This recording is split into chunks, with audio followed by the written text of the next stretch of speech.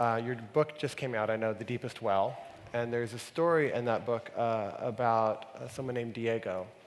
And I'd wonder if we might begin by just telling us a little bit about that experience and also the inspiration that kind of brought you into this area of understanding trauma and how you kind of entered in this whole field. Yeah, it was a really interesting path for me. I did my training as a pediatrician, and also I have a master's in public health. And when I finished my residency training, I really wanted to put my skills to use to heal communities. And so when I finished my residency, I came to work for California Pacific Medical Center, which is one of the biggest hospitals here in San Francisco. And together we opened a clinic in one of San Francisco's poorest and most underserved neighborhoods called Bayview Hunters Point. And, you know, I was there doing all the things that I had been trained to do, you know, giving immunizations and doing nutritional counseling and all of these things, you know, all this stuff I learned in medical school. But there was one patient, Diego, who I think I was noticing in my patients a disturbing trend. And it was kind of at the back of my mind, this idea that the adversity that we experience in childhood could have anything to do with our health, right? Because I didn't learn anything about that in medical school or residency. And then Diego was really the patient who stopped me in my tracks and forced me to listen to that little voice at the back of my mind. And he was a 7-year-old boy, or he is, I mean, he's not 7 anymore, but he's a 7-year-old boy, and he came in to see me because his teacher told his mom to bring him in to see me for ADHD. And she said, you know, he needs Ritalin, take him to his doctor. And when I saw him, I noticed a couple of things. One, he was having behavior problems, but he also had, you know, asthma. He also had eczema, like the, you know, sensitive skin and skin rash. And he also was really little, just itty bitty. In fact, even though he was 7, his height was average for a 4-year-old. Wow. And when I did what I was trained to do, when I did a thorough history and physical, and I asked Mom, when did you notice these behavioral problems start?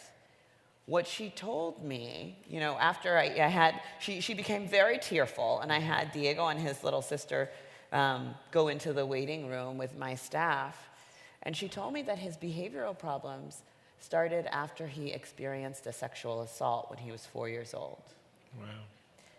And as I started to put all the pieces together, it was this idea that, okay, as a doctor, I can look at all of these things separately, right? His growth failure, his asthma, his eczema, his behavior problems, or I could try to understand if there was an underlying cause. And in this situation, the trauma that he had experienced was actually the underlying cause of all of his health problems. Wow, wow.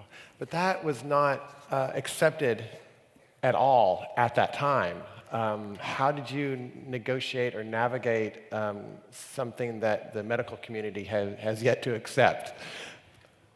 Well, a whole lot of data. So, you know, it's this interesting thing. As a doctor and as a researcher, it was really important to me to meet my colleagues where they are, right? Rather than trying to tell them to come all the way over here, it was really important for me to make sure that I was doing an incredibly rigorous job looking at the science. And, you know, what I found when I dove into the research was, you know, there was this study that was done by the CDC and Kaiser Permanente, and they asked 17,500 people about their history of childhood adversity. And what they found was that, number one, most people had experienced at least some significant childhood adversity. 2/3 of the population, right? And for those who did, they looked at 10 categories of adversity. And for those who experienced 4 or more, their risk for 7 out of 10 of the leading causes of death in the United States of America, right? Like heart disease, stroke, cancer, chronic lung disease, Alzheimer's, suicide, right, was dramatically increased. Wow. I'm not talking about a little bit, I'm talking about like double the risk for heart disease, double the risk for cancer. Based on childhood adverse experience. Based on childhood adversity, yeah. 1.5 times the risk for diabetes. I mean, it was not small. Right. Yeah. And so you've been a pioneer in making this more public. How do you see us moving forward with this acknowledgement that so many children face adversity and trauma of different kinds, some quite severe? But my guess is, like, I feel like I've experienced trauma, even though if you ask me what that experience of trauma was, I might tell you, and you're like, you weren't in a war zone, you weren't abused in these ways. But there's a feeling of having been impacted by events, and those events kind of being held in the body. Yes. And I'm wondering, how do you see, as a culture, we can begin to acknowledge the pain that we have and begin to create communities and situations where that pain can not only be acknowledged, but potentially be healed? Well, one thing I think that's really incredibly powerful for me was really approaching this from a standpoint of looking at solutions, right?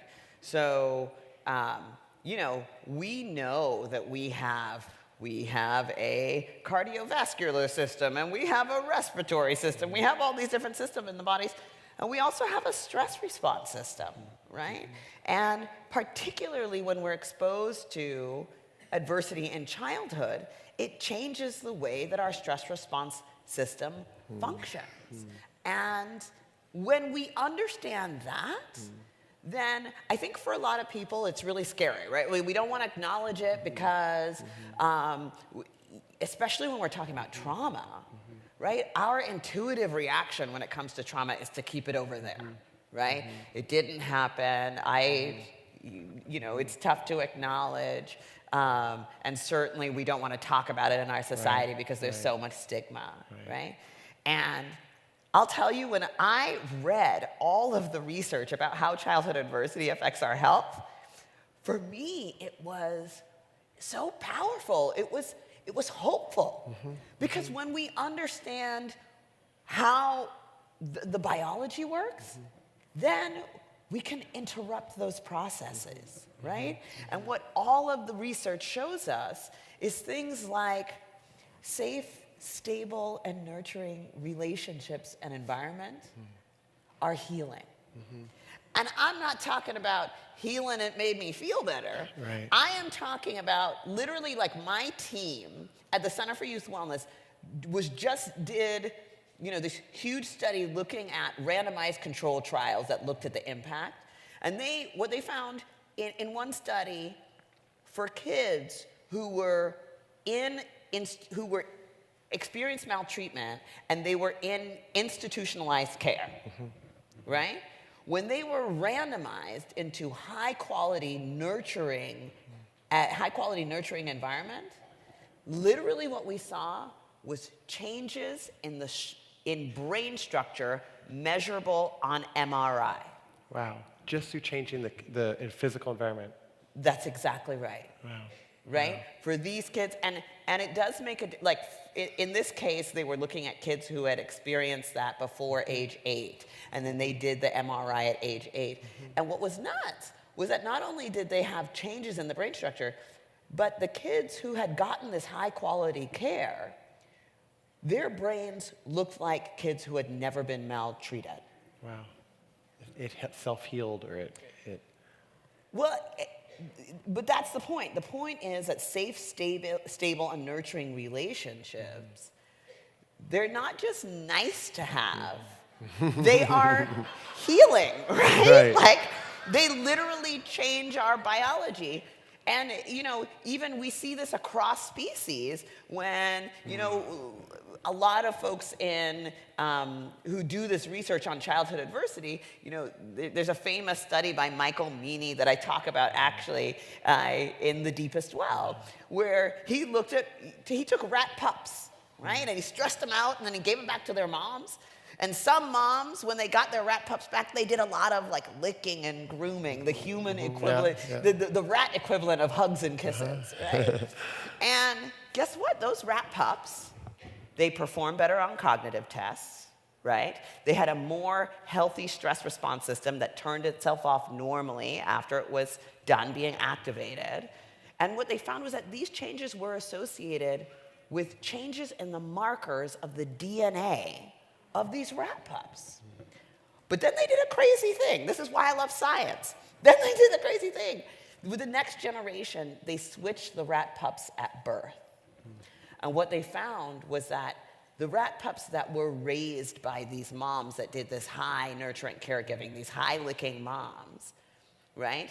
Even though they were genetically from moms who didn't do that, being reared by high-licking moms, they performed better on cognitive tests. They had a more normally functioning stress response.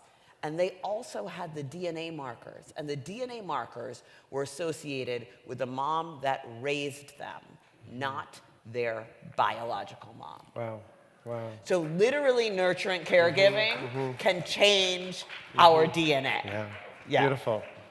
So if we look at our society, and our society does many things right and has different components that work, we also have things like the largest prison system in the world, and our ways of working with people who are traumatized does not include any sense of those potential community healing experiences for the most part.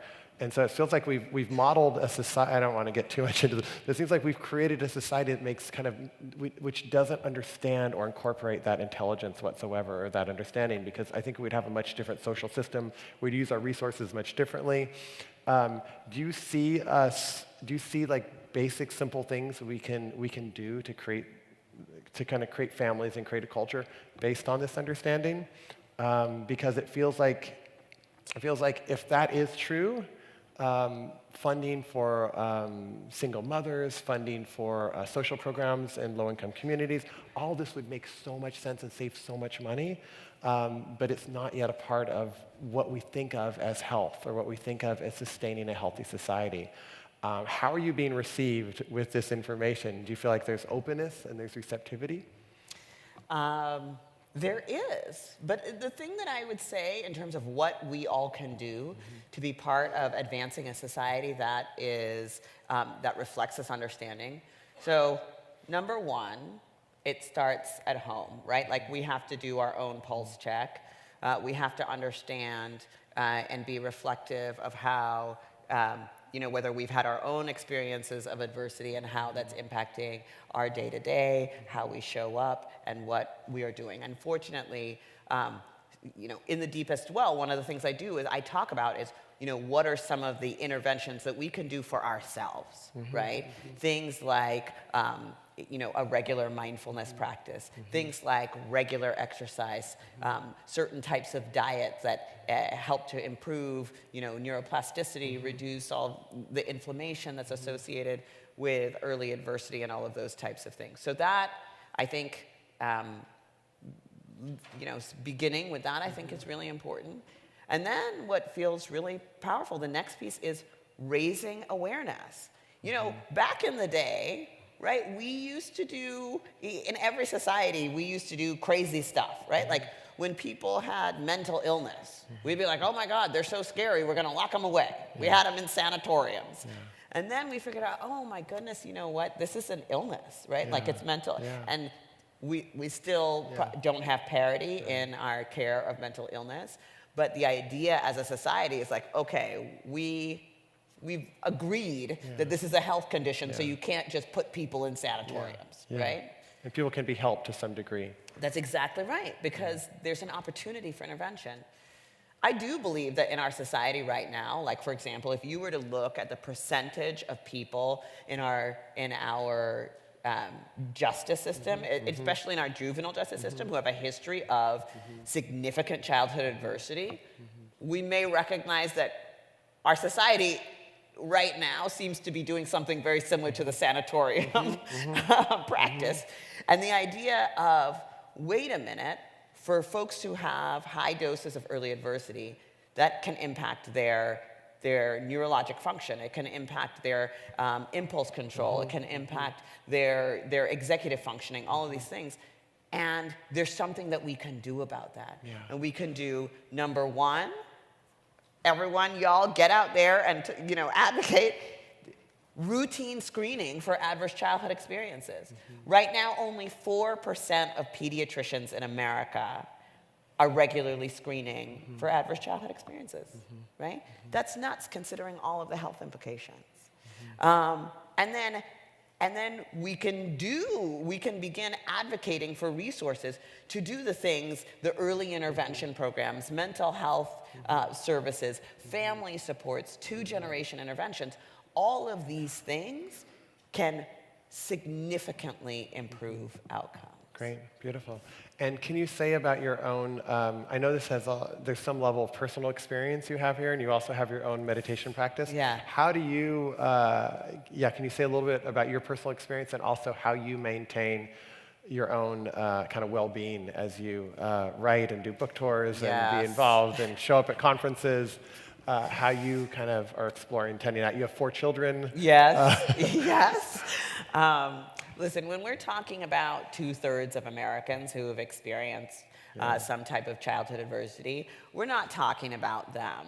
We're talking about us, right? And so for myself, and it's something that I talk about in The Deepest Well, putting this science into practice is really about, living better every day. I mean, I've just been on a crazy book tour, and coming back, I was in the middle of my book tour, and I was like, I need to be making sure I do my meditation twice a day. Like, I cannot let it slip.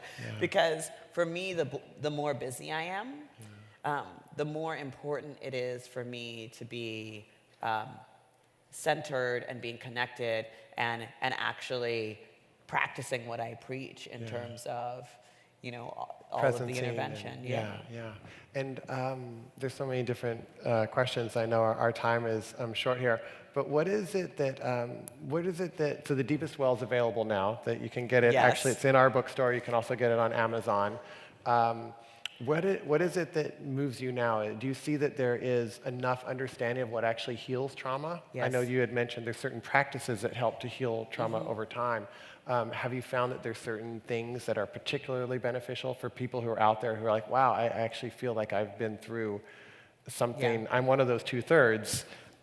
From your research, is there, besides being in a supportive family and doing diet and mindfulness practices, are there other things that can help somebody kind of tap into that? Because I think a lot of us are moving so fast, and we're afraid if we stop, I'm actually going to feel my trauma. I'm actually going to feel my pain. I'm actually going to feel my anxiety. I'm actually going to feel all these things. So I'm just going to keep going faster and faster. And I'm wondering what, from your research, if you have anything that would support somebody in kind of investigating that. The most important thing that I think that individuals who have a history of adversity can do is just by start with, number one, recognizing what's going on in the first place. And this is something that I actually tell my patients. I say, because of what you've experienced, your body may be making more stress hormones than the average person. And that can look and feel like being quick to anger, or having trouble controlling your impulses, or getting sick easily when you feel overwhelmed. And I will tell you the number one thing that especially my older patients, my adolescents, they say to me is, oh, you mean I'm not crazy? Like, just the idea that this is what this system that is designed by our bodies to help protect us, right? That it can become overactive sometimes. I think it allows people to be able to have some self-compassion, Yeah. right? And it also allows us to be able to understand, like, oh, okay, when that happens, like when I get that feeling, oh, that's just my body's stress response. Right. So you know what? Let me just dial that in, and maybe I need to step up my workout, or maybe I need to make sure that I'm being really good on my nutrition, or laying off, you know, the alcohol, or connecting with a dear friend, or talking to my therapist. But you know, all of these things, and this has been my great hope in writing The Deepest Well, is to help people understand, number one, to make that connection, and then number two, to see that there is hope for healing. Yeah. And that's the most important thing, is that hope. Beautiful. And I think that this piece of compassion, it's really hard to blame somebody who's had a lot of adverse childhood experiences. If you really understood their life, it would make complete sense that they're acting out in whatever way they're acting out. And I feel like we have my vision anyways, is we have leaders, I think so many today, that are acting from some trauma experience. And it's playing out. We won't name anyone in particular. We're going to name it. But it's playing out, and if there was this way in which that became, of course you've been through trauma, and of course you're acting it out, and let's talk about it, and let's look into it. I don't.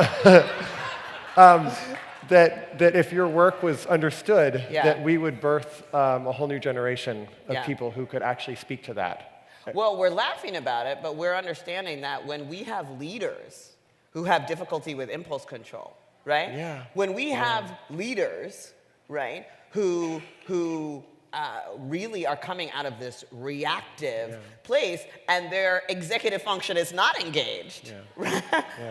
Like, we need as many people in leadership positions using their prefrontal cortex as possible, right? Yeah.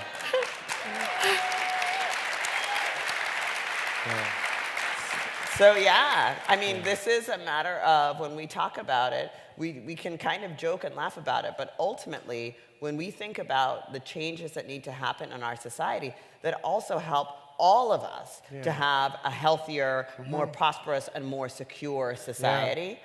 It's really important that this word gets out. Beautiful. And I know you have 4 boys, and I think men, it's particularly challenging. Men are not, they're used to keeping up like this particular front. Like, I've got it, I've got everything taken care of, I'm the man, I can do this, I can do that.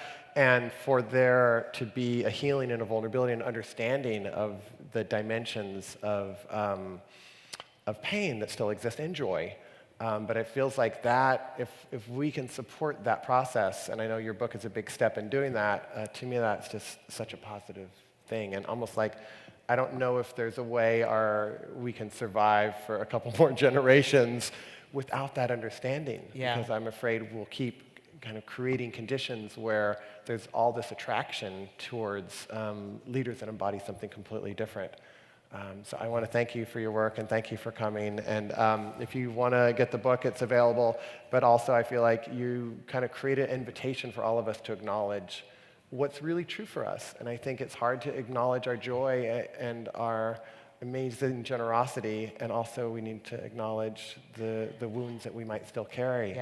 And together we form a humanity based on all of it, and not just taking out parts. So thank you so much. Thank you. Thank you so much for having me.